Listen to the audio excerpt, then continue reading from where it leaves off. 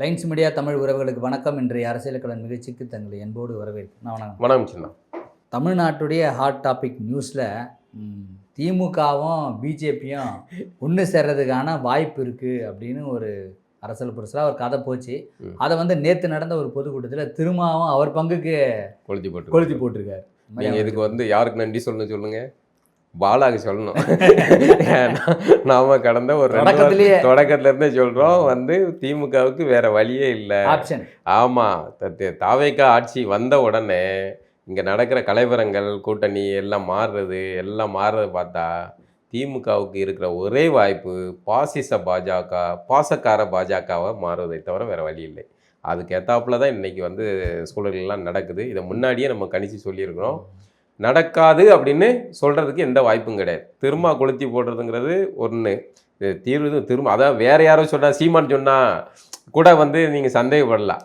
ஆனால் இதை சொல்வது திரும்ப அண்ணா அறிவாலயத்தின் மிகச்சிறந்த விசுவாசியாக, ராஜாவை மிஞ்சிய ராஜ விசுவாசியாக இவ்வளோ நாட்கள் இருந்த திரும்ப அவர்கள் இந்த விஷயத்தை கொளுத்தி போட்டு தூண்டி விடுகிறார். அப்படின்னா ஏதோ ஒரு செய்தி கிடைச்சிருக்கு, ஏதோ ஒரு நகர்வு நடக்குது, ஏதோ ஒரு ஸ்மெல்லாக இருக்குது, ஏதோ ஒன்று நடக்குது, அது சம்மந்தமான டிபேட்டுகள்லாம் நடக்க ஆரம்பிச்சிடுச்சு. அப்போ காய் நகர்த்தல் நடக்குது. இதுக்கு அனிதா ராதாகிருஷ்ணன் ஏற்கனவே வெறும் அனிதா ராதாகிருஷ்ணன், தாய்மாமன் அனிதா ராதாகிருஷ்ணன் ஏற்கனவே சொல்லிக்கிட்டே இருக்காரு, 6 மாதத்தில் ஸ்டாலின் மீண்டும் அதிகாரத்துக்கு. அப்போ இங்கே என்ன நடக்குதுன்னா, தாவேகா ஆட்சி எல்லாமே இது தானே, குதிரைகள் தானே, ஒட்டகங்கள் குதிரைகள் பேரங்கள் தானே நடக்குது, எல்லாமே எல்லாருக்கும் தெரிஞ்சது தான். அப்போது இந்த தாவேகா ஆட்சி கலைக்கப்பட்டா அந்த இடத்த திரும்ப ஏற்கனவே பேசப்பட்ட அதிமுக திமுக கூட்டணி, அதுக்கப்புறம் அவர்கள் செய்த குதிரை பேர மாதிரி நம்ம இப்போ ஒட்டக பேரத்தை செஞ்சு இழுத்து போட்டோம்னா தாவேக்கால 4 அது மத்திய அரசுடைய ஒன்றிய அரசின் ஆதரவு கிடைத்து விட்டால் இஷ்டத்துக்கு புகுந்து விளையாடலாம், அவர்களே செஞ்சிருவாங்க. அப்போ அங்கேருந்து 4 டிக்கெட்டுகளை தூக்கி உள்ள விட்டு, ஆமாம் ஏற்கனவே செஞ்சவர்கள் தானே. இப்போ என்னன்னா, பாஜக அதிமுக அணியில் இருக்கு, அதிமுக திமுக கூட கூட்டணி வச்சு அப்போ எப்படி பார்த்தாலும் முக்கோண காதல் நீங்க சொல்றதுனால இப்ப ஞாபகம் வருது. திமுக பிஜேபியுடன் கூட்டணி இல்லை, திமுக அதிமுகவுடன் கூட்டணி, அதிமுக பிஜேபியுடன் தான் கூட்டணி. அவ்வளவுதான், முடிஞ்சு போச்சு. அப்போ நமக்கு ஆட்சி இப்போ என்ன அடுத்த லெவல் எங்கே போகிறாங்கன்னா, பாஜக ஆட்சியில் அங்கம் வகிக்கிறது. ஏற்கனவே அவர் நாயுடு கையெல்லாம் இருக்காரு, அவர் டீல் பண்ணி கொடுக்குறது. ஏற்கனவே 1000 கோடி ஊழல், டாஸ்மாக் ஊழல் இதெல்லாம் நடக்கும்போது டக்குன்னு போய் டெல்லியில் போய் டீ காஃபி குடிக்கிறதெல்லாம் ஏற்பாடு பண்ணி கொடுக்குறது அந்த அவர் பாய் தான். அப்போது இது மாதிரியான அவர் பாய்கள் இப்போ அடுத்து ஆதரவு தேவைப்படுது. இப்போ திமுக மசோதாக்கள் நிறைவேற்றுவதற்கு பாஜகவுக்கு மற்ற கட்சிகளுடைய கூடுதலான ஆதரவு தேவைப்படுது, பெரும்பான்மை தேவைப்படுது. அப்போ இந்த பெரும்பான்மைக்கு திமுகவுடைய ஆதரவு கிடைத்தால் நல்லா இருக்கும் அப்படிங்கிற வேலைகள் நடக்குது. திமுக உட்பட பல கட்சிகளை முயற்சி பண்ணுறாங்க. இதில் திமுகவுக்கு வேற போக்கிடம் இல்லைங்கிறனால திமுக போகிறதுக்கான சாத்தியங்கள் இருக்குது அப்படிங்கிற உரையாடல் போகுது. ஏன்னா இதற்கு முன்னாடி ஸ்டாலின் கிட்ட கொள்கையும் கிடையாது, வெங்காயமும் கிடையாது. அவங்க அப்பா கொள்கை நாங்கள் ராமசாமி பெரியார் அப்படி இப்போ சமூக நீதி அதுன்னு பேசினேன். அவரே பாஜக ஒன்றும் தீண்டத்தகாத கட்சி கிடையாது, RSS மாதிரியான ஒரு சிறந்த இயக்கம் கிடையாதுலாம் உருட்டிட்டு பாஜகவோட கூட்டணி வைத்தவர்கள் 2002 குஜராத் கலவரத்தின் போது நல்லவர் அப்படிலாம் பேசி நாடாளுமன்றத்தில் பாஜகவை பாதுகாத்தவர்கள். சொல்ல போனால் பாஜக இந்த அளவுக்கு வளர்ந்ததுக்கு மிக மிக முக்கிய காரணம் திமுக தான். ஜெயலலிதா அதை தூக்கி குப்பையில் போட்ட ஒன்றை ஓடி போய் பாதுகாத்து அரண்யாட்சி 5 ஆண்டுகள் ஆட்சியை தொடர வைத்து, அதன் மூலமாகத்தான் அதான் விதை நான் போட்டது, அதன் மூலமாக பாஜக வளர்ந்து நாடு முழுக்க அது அந்த விஷச்செய்தி பரவுறதுக்கு காரணம் திமுக. இன்னைக்கு தமிழ்நாட்டில் பாஜக பூந்துருன்னு உருட்டுனா அது வேலைக்கு ஆகலை. அது கடந்த தேர்தலில் வேலைக்காச்சு, இந்த தேர்தலில் அது வேலைக்கு ஆகலை, டிவிக்கு பூந்து போச்சு. அப்போ இனிமே இது நடக்காது அப்படின்னு சொல்றதுக்கான எந்த இதுவும் கிடையாது. ஏற்கனவே அவர்கள் கொள்கை குண்டுகளாக இருந்து பேசி உருட்டியவர்கள் காலத்திலே பாஜகவுடன் கூட்டணி வைத்தவர்கள் இப்போதும் வைப்பார்கள். அப்படி நடக்காம இருக்காதுன்னு எதுவும் சொல்ல முடியாது. அதுக்கான சாத்தியக்கூறுகள் நகர்வுகள் நடந்துகிட்டு இருக்கு. அப்படிங்கிறதுக்கான நகர்வு இருக்கு. வெகு விரைவில் இதுக்கான வேலைகள் நடக்கலாம். என் திருமாவை சொல்றதை வச்சு பார்த்தால் இதுக்கான வேலைகள் நடக்கிறதுக்கான. திருமா என்ன சொல்ல வர்றாருன்னா, ஒருவேளை திமுகவும் பிஜேபியும் கூட்டணி வைக்காத வரை நாங்கள் நட்பு கூட்டணியாக இருப்போம்னு சொல்கிறாருனால, இவர் பிஜேபியுடன் சேரக்கூடாது, அதனாலேயே தாவேகாவும் திமுக நீங்கள் 2 பேரும் ஒன்னாருங்க அப்படின்னு முன்னாடியே சொல்கிறாரோ. இவர் சேரக்கூடாதுன்றதுல இவர் முனைப்பாக இருப்பாரோ? இல்லை அவருக்கே இங்கே ஒரு அரசியல் பண்ணுறதுக்கு திமுக விட்டு கொடுக்க முடியாது அப்படிங்கிற ஒரு 2 குதிரையில் சவாரி பண்ணலான்னு ஒரு பார்க்கார் அவர். ஆனாலும் வந்து வாய்ப்பு கிடையாது. இனிமேல் வந்து திரும்ப இந்த அணியை போய் திமுக கூட போய் சேர்ந்து தேர்தல் செஞ்சாங்கன்னா மக்கள் வந்து என்ன நினைப்பாங்க? கூட்டணி தேர்தல் கூட்டணி மாறி மாறி நடக்கிறது இயல்பு தான். ஆனால் இப்போ ரொம்ப டேமேஜ் இதாகி போய் திமுக பலகீனத்தில் இருக்கு, அதிமுக சோழி முடிஞ்சு போச்சு. இப்போ செல்வாக்கா இருக்கிறது தாவேகா அணி. அப்போ தாவேகா அணியில தொடரதான் எந்த அரசியல் கட்சியும் விரும்பும். அந்த கூட்டணியில் இல்லாதவர்களே துடிச்சுக்கிட்டு இருக்காங்க. இப்போ பாமக என்ன நேரம்னாலும் சேரதுக்கு தயாரா இருக்கு, மற்ற கட்சி தயாரா இருக்காங்க, அழைப்பு வரணுங்கிறது மட்டும்தான் காத்திருக்காங்க. அப்போ அதுக்கான சூழல் இனிமே திமுக கூட்டணியில் சேர்ந்து விஜய் எதிர்த்து நாங்கள் வெற்றி பெறுங்கிறதுல வாய்ப்பு இல்லை. அப்போ வெற்றி பெற அணியில நம்ம சேர்றதை தான் வந்து பார்ப்பாங்க. அப்படிங்கும்போது இந்த அணி வந்து திரும்ப திமுக கூட சேர்றதுக்கான வாய்ப்பு இல்லை. அப்போ திமுகவுக்கு இருக்கிற ஒரே வாய்ப்பு பாஜகவும் அதிமுகவும் மட்டும்தான். இப்போ அதிமுக இப்போதைய இருக்கிற பழனிசாமி கூட ஸ்டாலினுக்கு எந்த புகை மரணும் கிடையாது, ஒன்றும் கிடையாது, வாய்க்கா வரப்பு தகராறு இல்லை, நேரடி வாய்க்க தரல. அப்படிங்கும்போது இவர்கள் கூட்டணி வைத்தால் என்ன அப்படிங்கிறதான் டிடிவியோ இல்லை வந்து மற்ற திமுகவுடைய முன்னணி தலைவர்களும் வந்து அப்படி மெல்ல அப்படி பேச ஆரம்பிக்கிறாங்கல்ல. அப்போ நமக்கான பொது எதிரி உருவாகிற வரைக்கும் தாங்க நம்ம 2 பேர் பகையாளி. நீங்கள் வரலாறு எடுக்க பார்த்தீங்கன்னா இந்து மதத்தில் வந்து சைவம் வைணவம் தான் கடுமையாக மோதிக்கிட்டு இருந்தாங்க. பிறகு பின்னாடி வெவ்வேறு மதங்கள் வெளி மதங்கள் வர ஆரம்பித்த பிறகு அப்போ இவர்கள் ஒன்று சேர்ந்து ஒன்றாகி வந்து முகமதியர்களும் கிறிஸ்தவர்களையும் எதிர்க்கிறதுக்கு இதுதான் வந்து ஒரு உளவியலுக்காக இந்த இதை சொல்கிறேன். அப்போ இதே மாதிரி இப்போ இன்னைக்கு பொது எதிரியாக தாவேகா உருவாகிட்டு வளர்ந்துட்டு அது ஒரு பெரும் பிரம்மாண்டமாக இதாகிட்டாங்க, அதிகாரத்தை பிடிச்சிட்டாங்க. அப்படிங்கும்போது இந்த பொது எதிரியை எதிர்க்கிறதுக்கு திமுக அதிமுக ஏன் கூட்டணி வச்சா என்ன தவறுங்கிற நியாயத்தை இப்போ கேள்விகளை உருவாக்க ஆரம்பிக்குது. அப்படி மெல்ல மெல்ல டிபேட் ஆமாம் அப்படி சேர்றதுனால என்ன தப்பு என்ன அப்படிங்கிறது. அப்போ இந்த விஜய் வீழ்த்துவதுக்கு நாங்கள் சேரலாம் அப்படின்னு. ஏன்னா இதில் வந்து எடப்பாடிக்கு பெரிய டேமேஜ், கட்சியே வந்து சோழி முடியுது, இப்போ கட்சியே முடியுது. நான் இருந்தா நடிகரா தான் இருப்பேன், நான் ஹீரோவா தான் வருவேன்னு நினைச்சேன். எடப்பாடியுடைய சில தவறான முடிவுகளால இன்னைக்கு கட்சி வந்து இவ்வளவு டேமேஜ் ஆகுது. ஒரு சந்தேகத்துக்காக கேட்குறேன், ஒருவேளை நீங்கள் சொல்கிற மாதிரி இப்போ அந்த கட்சியை அவர் எழுந்துட்டார் அப்படின்னு நீங்கள் சொன்னதுனால நான் கேட்குறேன், ஒருவேளை அவர் திமுக அதிமுகவுடன் சேர்ந்து திருமாவை முதல்வர் ஆக்குறதுக்காக அவர் ஏற்றுக்கிட்டு இருந்திருந்தாருன்னா கட்சியை காப்பாற்றிருக்கலாமோ? இல்லை, அதுக்கும் வாய்ப்பு கிடையாது. அதை எப்படியுமே அதிமுகவில் இருக்கிற ஒரு சாதிய மனநிலைகள் இருக்காங்க, திமுகவில் இருக்கிற சாதிய மனநிலை திமுக விட அதிமுக குறைவு தான். அதிமுக குறைவு தான், திமுக அதிகம் தான். திமுக பண்ணையார்கள் தான், திமுக முழுமையாக தான் இருக்கு. ஆமா, அதிமுக கூட வந்து இது லாஜிக் ஒத்துக்கிடுவாங்க, ஆனா திமுக பண்ணையார்கள் ஒத்துக்க மாட்டாங்க. ஆனா அவங்க தான் வந்து சமூக நீதி வெங்காயம்னு உருட்டிக்கிட்டு இருப்பாங்க. அப்படிங்கும்போது அது நடக்க வாய்ப்பு இல்லை, நடக்க வாய்ப்பு இல்லாத ஒரு விஷயம், அது நடக்கவும் இல்லை. அப்படிங்கும்போது அது சாத்தியம் இல்லை. ஆனால் என்னன்னா அதிமுகவுக்கு இந்த வாய்ப்பு இருந்தது, தாவேகாவுக்கு ஆதரவு கொடுத்திருந்தால் இந்த கட்சியை உடையாமல் பாதுகாத்துருக்கலாம், அதை வந்து செஞ்சுருக்கலாம். இப்போ வந்து அந்த வாய்ப்பையும் விட்டுட்டு எல்லா இதுவும் போயிட்டு சலசலப்பு கலகலப்பு இதாகிட்டு இனிமேல் அவர் என்ன நினைக்கிறாருன்னா நமக்கு இருக்கிற கட்சியை வந்து தக்க வச்சுக்கலாம், கட்சியை அதிகாரத்தை பிடிக்குது வைக்கல அதெல்லாம் நமக்கு தேவையில்லை, அதிமுகவின் பொதுச் செயலாளர் நம்ம அப்படியே இருந்துட்டு அப்படியே ஒப்பேச்சிட்டு போயிடலாம் அப்படிங்கிறது தான் எடப்பாடி பழனிசாமி. கட்சி டேமேஜாக இருக்குது, ஆட்சியை பிடிக்க முடியாது, அதெல்லாம் அவருக்கு தெரியும். அது இதாக இனிமேல் வந்து அதிமுக அதிகாரத்துக்கு வர முடியாது அப்படிங்கிறது தெரியும்.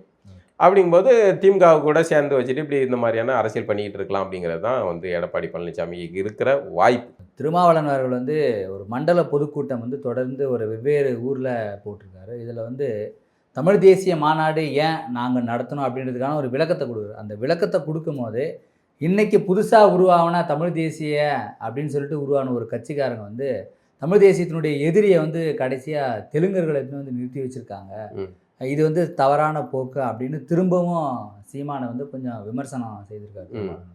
இல்லை, அதில் அதாவது தமிழ்நாட்டுடைய அரசியல் யார் வசம் இருக்குது இன்றைக்கு வரைக்கும், தாவேகா ஆட்சி வரைக்கும் பார்த்தீங்கன்னா இது யார்கிட்ட இருக்குது அப்படிங்கிறது. அப்படிங்கும்போது தமிழ் தேசிய அரசியல் அதை தானே பேசும்.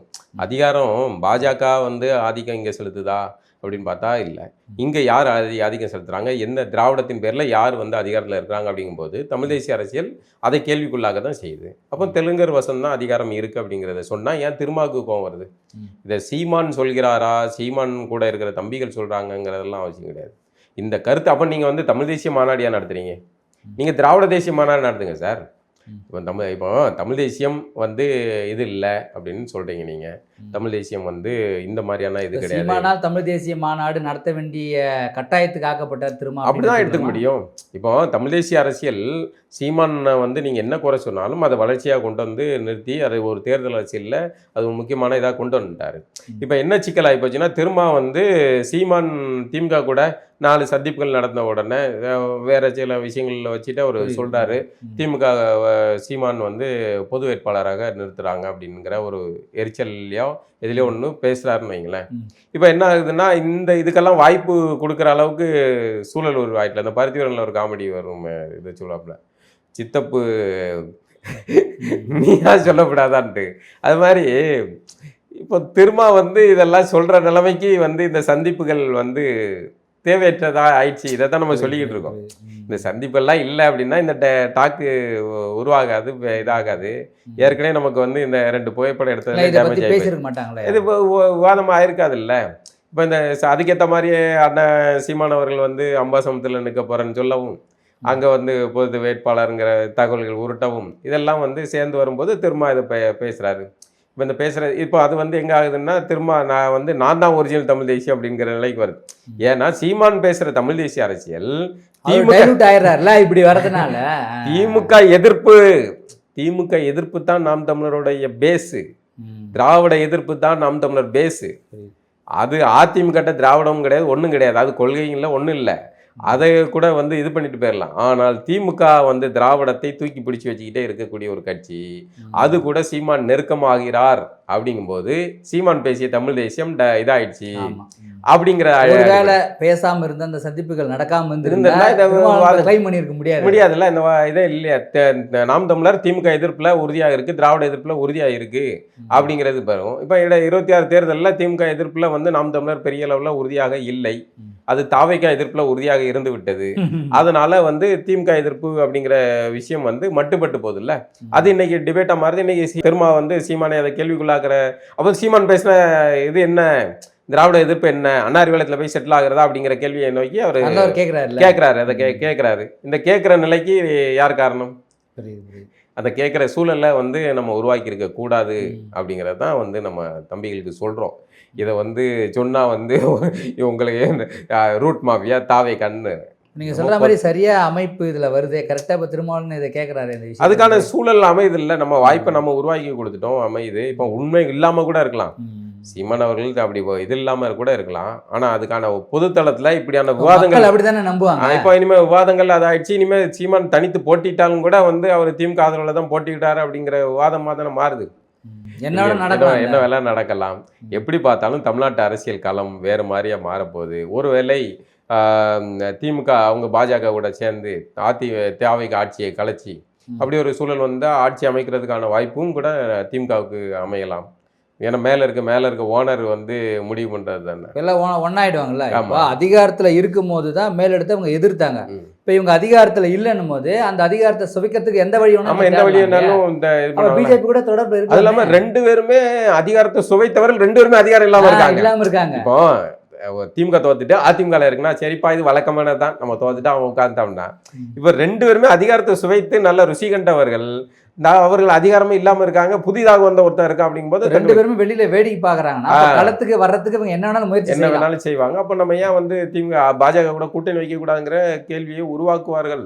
அது காங்கிரஸ் இந்த கூட்டணி இல்ல வெளியே போயிட்டாங்க. காங்கிரஸ் வேற போய் அப்ப இவங்க எல்லாரும் ஈஸியா ஒன்னாகலாம். அதுக்கு ஏதாவது ஒரு நியாயத்தை உருவாக்குவாங்க. தேச நலன் அப்படிங்கிற மாதிரி சொல்லிட்டீங்கல்ல. ஆமா, நாளை உருவாகிடும். ஏற்கனவே கனிமொழி வந்து ஒரு பேரணிலாம் நடத்தினாங்கல்ல, அந்த போர் நடந்த சமயத்தை ஒட்டி தமிழ்நாட்டில் அவசியமே இல்லை. ஆனால் வந்து கனிமொழி ஒரு பேரணி இதெல்லாம் பண்ணாங்க.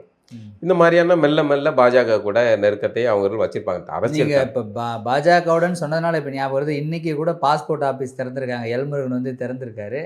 அழகா கலாநிதி வீராசாமி, மேயர் பிரியா, இவங்க எல்லாரும் அழகா ஒன்னா போயிட்டு ரிப்பன்லாம் கட் பண்ணி உள்ள போயிட்டு கரெக்டா தானே இருக்கு. கரெக்டா இருக்குது. அதுக்காக கேக்குறாங்க. இல்ல இது ஒண்ணு, இது எல்முருகன் வரைக்கும் போறீங்க.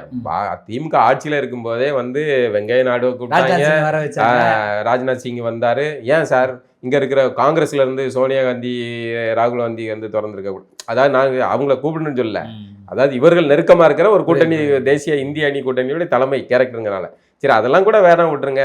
ஒரு மூத்த தலைவர் நல்லக்கண்ண ஐயா இங்கே தான் இருந்தார், அவரை வச்சு கூட திறந்து வச்சிருக்கலாமே. எதுக்கு ராஜ்நாத் சிங்கே தான் வேணும்? ஏன் நாணயத்தை வந்து இவ்வளோத்துக்கு நேர் எதிரான இப்போ கொள்கை சித்தாந்த அடிப்படையில் நேர் எதிர் அப்படிங்கும்போது அங்கே இது பண்ணீங்களா? இது கடந்த இதில் வந்து ஒரு டிபேட்டாக மாறல. இப்போ சீமான் அவர்கள் இந்த சந்திப்பை வச்சு உரையாடல் நடக்குதுல்ல, அப்போ கடந்த இதில் வந்து பாஜகவும் திமுகவும் கூட்டணி அப்படின்னு ஏன் வைக்கல? முழுக்க ஊடகங்கள் முழுக்க திமுக கண்ட்ரோலில் இருந்துச்சு, பெண் டீம் கண்ட்ரோலில் இருந்துச்சு. என்ன டிபேட் பண்ணுங்கிறத அவன் தான் முடிவு பண்ணி வாட்ஸ்அப்பில் அனுப்பின தலைப்பு, இந்த தலைப்பில் உரையாடவும் என்று அப்படின்ட்டு. அதனால அன்னைக்கு நடக்கலை. இன்னைக்கு சீமான் திமுக சந்திப்பு நடந்த உடனே இதை வந்து கூட்டணி பொது வேட்பாளர் அப்படிங்கிற உரையாடல் நடக்குது. தாவேகா அரசு அமைஞ்சதுலேருந்து ஒரு சில நல்லதுகள் பரவலாக நடக்குது. இதில் நிறைய பேர் இப்போ வரவேற்கத்தக்கக்கூடிய ஒரு விஷயமா ஆம்ஸ்டாங் அவருடைய படுகொலை வழக்கை வந்து தமிழ்நாடு அரசு வந்து வாபஸ் வாங்கியிருக்காங்க. சிபிஐ விசாரிக்கலாம் அப்படின்றத அவங்க ஏற்றுக்கிறாங்க. கடந்த திமுக ஆட்சியில் நடந்த மிகப்பெரிய படுகொலை இது. அந்த படுகொலை வந்து முழுமையாக விசாரணை செய்யப்பட வேண்டும். ஏன்னா அதுக்கு பின்னாடி பார்த்தீங்கன்னா ஊரில் உள்ள எல்லாருக்குமே குற்றவாளிகள் இருக்காங்க. இல்லை, அதான் ஊரில் உள்ள எல்லாருக்குமே தெரிஞ்சிருக்கு ஆம்ஸ்டாங் கொல்லப்படுவார் அப்படின்ட்டு. ஆம்ஸ்டாங்கை தவிர எல்லாருக்குமே தெரிஞ்சிருக்கு. அப்போது உளவுத்துறை எப்படி இதை கோட்டை விட்டுச்சு அல்லது தெரிஞ்சுக்கிட்டே விட்டாங்களா அப்படிங்கிற கேள்வியும், கடந்த ஆட்சியில் இருந்த முக்கிய தலைகளுக்கு எதுக்கும் இது தொடர்பு இருக்காங்கிற பல சந்தேகங்கள்லாம் பொது தளத்தில் விவாதமாக பேசப்படுது. அப்படிங்கும்போது எங்களுக்கு இதுக்கு சம்மந்தம் இல்லைன்னா திமுக அரசு என்ன பண்ணியிருக்கணும்? அது வந்து உடனடியாக சிபிஐ விசாரணைக்கு ஒப்படைச்சிருக்கணும். ஆனால் காவலாளி அஜித் கொலை செய்யப்பட்ட வழக்கை உடனடியாக எந்த கோரிக்கையும் எழுப்பப்படாத சூழலில் உத்தரவிட்டார். அது நாங்கள் வந்து காவலர்கள் செஞ்சிருந்தாலும் நாங்கள் இது பண்ணுவோம் அப்படிங்கிறதுக்காக பண்ணாங்க. ஆனால் இந்த வழக்கு இது முக்கியத்துவம் வாய்ந்த வழக்கு, இதுக்கு எதிராக கோரிக்கை எழுப்பப்பட்டது. ஆனால் இதுக்காக எதிர்த்து வந்து உச்சநீதிமன்றத்தில் வந்து திமுக அரசு வழக்கு போட்டது, செய்யக்கூடாது அப்படின்ட்டு. இன்னைக்கு விஜய் ஆட்சிக்கு வந்த பிறகு அந்த திமுக அரசு போட்ட அந்த மனுவை திரும்ப பெற்றுட்டாங்க. அப்போ ஆமாம், அப்போ இப்போ வந்து சரியாக போகுது இல்லை? இப்போ இதுதான் ஒரு அரசு செய்யணும். அப்போ திமுக செய்த தவறை தாவேகா சரி செய்திருக்கிறது. இந்த குற்றத்தில் பாதிக்கப்பட்ட குற்றம் சாட்டப்பட்ட மலர்கொடி அவர்கள் அவங்களே வந்து ஒரு பேட்டியில் சொல்கிறாங்க, நான் உண்மையாகவே விஜய் அவர்களுக்கு நான் வாழ்த்து தெரிவிக்கிறேன். ஏன்னா எங்களுக்கு தொடர்பில்லாத ஆட்கள் எங்களெல்லாம் வந்து இருக்கிறாங்க. இப்போ சிபிஐ விசாரிக்கும் பொழுது உண்மையான குற்றவாளிகள் கண்டுபிடிக்கிறதுக்கு ஒரு வாய்ப்பாக இருக்கும். ஆமாம், அவங்க சொல்லுவாங்க. சிபிஐ விசாரிச்சுட்டா எல்லா உண்மையும் கண்டுபிடிச்சிருவாங்கிறதும் இல்லை. பல வழக்குகளை வந்து அது அரசியல் ரீதியாக இயங்கக்கூடிய ஒரு நம்பிக்கை கொடுக்குது. பாதிக்கப்பட்டவங்க நம்பிக்கை கொடுக்குது. அதில் வந்து பாதிக்கப்பட்டவங்க தங்களுக்கு தொடர்பு இல்லாதவங்க விடுதலை அடைகிறதுக்கான வாய்ப்பு இருக்குல்ல. இப்போ என்னென்ன இந்த வழக்கை வந்து நீர்த்து போக வைக்கிறதுக்காக சகட்டு மணிக்கு ஏகப்பட்ட பேரை பிடிச்சி போட்டு உள்ளே போட்டு இழுத்து விட்டாங்க. ஆமாம், அப்போ ஒரு அதிகமான குற்றப்பத்திரிகை ஆகுது, அதிகமான குற்றவாளிகள் பெயர்கள் இடம்பெறுதுனாலே அந்த வழக்கு வந்து சோழி முடியுதுன்னு அர்த்தம். அப்போ இதையெல்லாம் வந்து சிபிஐ வந்து கவனத்தில் கொண்டு அவங்க இதை வந்து சரியாக செஞ்சாங்கன்னா ஒரு பெரிய தமிழ்நாட்டுடைய அரசியலில் நடந்த ஒரு மிகப்பெரிய படுகொலைக்கு ஒரு உண்மையான குற்றவாளிகள் யார் அப்படிங்கிறது வெளியே தெரிய வேண்டும்.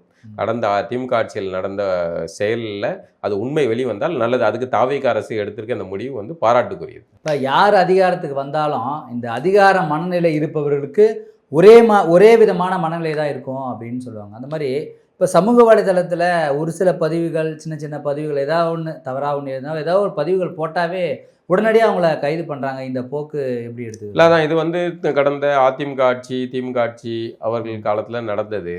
உச்ச நீதிமன்றமோ இல்லை நீதிமன்றங்களோ வந்து இதை வந்து தெளிவுபடுத்தி கொடுத்துருக்காங்க. இந்த மாதிரியான பதிவுகளுக்கெல்லாம் கைது பண்ணக்கூடாதுன்னு பல முறை நீதிமன்றம் வந்து தெளிவுபடுத்தியிருக்கு. ஆனாலும் வந்து அதிகாரத்தில் இருப்பவர்கள் வந்து அதை செவிமடுப்புக்கிறதே கிடையாது. அது திமுக ஆட்சியிலும் கிடையாது, அதிமுக ஆட்சியிலும் கிடையாது. இப்போ தாவேகா இந்த குற்றச்சாட்டு வந்து ஆட்சியாளர்களை பாதிக்குமா இல்லை அதிகாரிகளை பாதிக்குமா? இதை வந்து எல்லா வேலையிலும் அதிகாரிகள் செய்கிறாங்க. ஆமாம், இப்போ ஆட்சியாளர்கள் தான் பாதிக்கும். இப்போ நான் ஒரு கார்ட்டூன் வரைஞ்சிருக்கேன், அந்த கார்ட்டூன் வரைஞ்சிக்க என்ன அதிமுக ஆட்சியில் கைது பண்ணாங்க. அது இல்லை, என்னுடைய கார்ட்டூன் வந்து உங்களுடைய மனதை புண்படுத்திருந்துச்சுன்னா அதுக்கு வந்து நீங்கள் என்ன பண்ணலாம்? ஒரு மானநஷ்ட வழக்கு போடலாம், என் மேலே ஒரு டெஃபமேஷன் கேஸ் போடலாம். நான் அதை சட்ட ரீதியாக எதிர்கொள்ள போகிறேன். ஆனால் கைது பண்ணி வீடு புகுந்து கைது பண்ண வேண்டிய தேவையில்லைல்ல. இதை தான் வந்து திமுக ஆட்சியிலும் அவங்க ஆட்சிக்கு எதிராக நிறைய ட்விட்டு போட்டவங்க, ஃபேஸ்புக்கில் எழுந்தவங்களெலாம் கைது பண்ணாங்க. அது விவாதமாகவே மாறலை. ஆனால் இப்போ தாவேகா ஆட்சி வந்திருக்கு. அவர்கள் புதியவர்கள், இந்த இன்ஸ்டா சோசியல் மீடியாவை பயன்படுத்தி அதிகாரத்தை பிடிச்சவங்க. அப்போ அவங்களுக்கு இந்த புரிதல் வேணும்ல. ஒரு திமுக காரங்களே இருக்கு, அவங்க பண்ண தானே இவங்க பண்ண, அதை செய்யக்கூடாதுல்ல.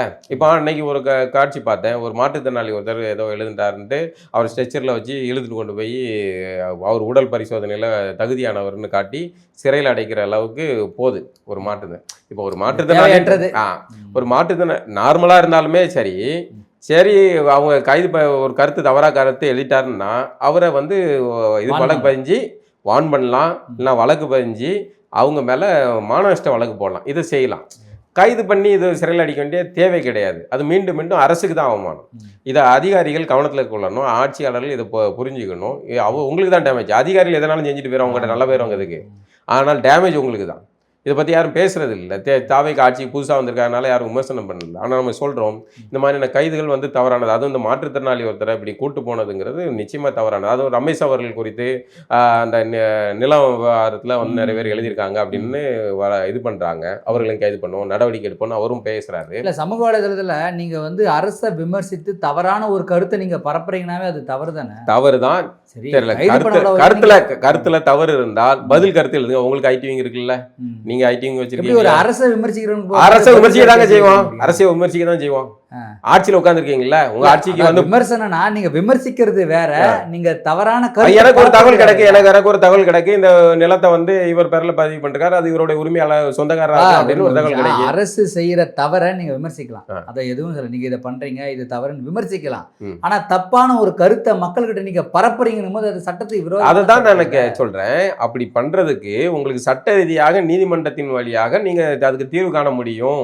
அதை செய்யுங்க. ஒருத்தனை கைது பண்ண வேண்டிய தேவை இல்லைங்கிறேன். இதுக்கு கைது யாருக்கு பண்ணணும்? ஒரு கொலை குற்றவாளி, இந்த மாதிரியான சட்டவிரோத செயல் பண்ணக்கூடிய அவர்களை கைது பண்ணணும். இது கருத்து சுதந்திரத்தின் சார்ந்தது. ஒரு 100 பேர் சமூக வலைதளத்தை கருத்தை பரவிட்டே 100 பேர் மேலேயும் சரி, 100 பேரையும் கைது பண்ணுவீங்களா? 100 பேரையும் கைது பண்ணுவோம். இது என்ன இதுன்னா, எங்களை பற்றி எழுதுனீங்கன்னா நாங்கள் கைது பண்ணுவோம் அப்படின்னு மற்றவர்களுடைய சிந்தனையை தடை செய்வதற்கான வேலை இது.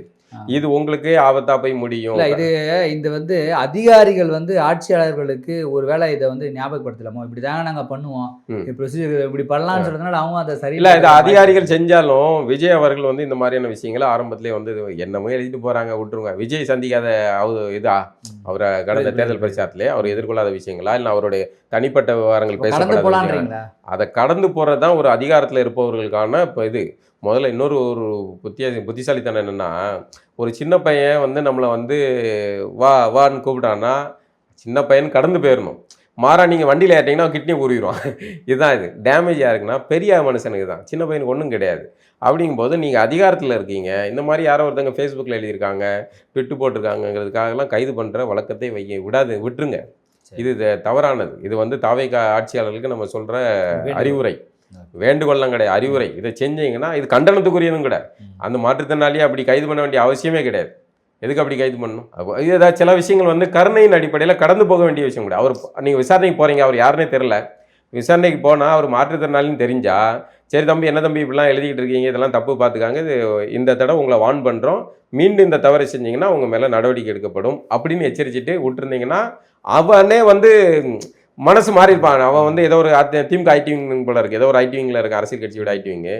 அப்போ அவனே வந்து நம்ம வந்து இப்படி நம்மளை விட்டாங்க, நம்ம வந்து தவறு பண்ணிட்டோம் அப்படின்னு மனம் மாற வாய்ப்பு இருக்குது. மாறா நீங்கள் இப்படி கைது பண்ணும்போது என்ன ஆகும்னா அவருக்கு கூடுதல் முக்கியத்துவமாகுது, இன்னும் ட்ரிகர் ஆகும். இன்னும் அதை பார்த்துட்டு 10 பேர் இன்னும் எழுதுவான். எத்தனை பேர்? 100 பேர் எழுதுவான், 1000 பேர் எழுதுவான். 1000 பேரையும் கைது பண்ணுவீங்களா? அப்படிங்கும்போது தேவையற்ற சலசலப்புகளை உருவாக்கும். இது வந்து தவிர்க்கப்பட வேண்டியது. இந்த மாதிரியான கைதுகள் கண்டனத்துக்குரியது. மீண்டும் ஒரு நிகழ்ச்சி சந்திப்போம்ண்ணா. நன்றி.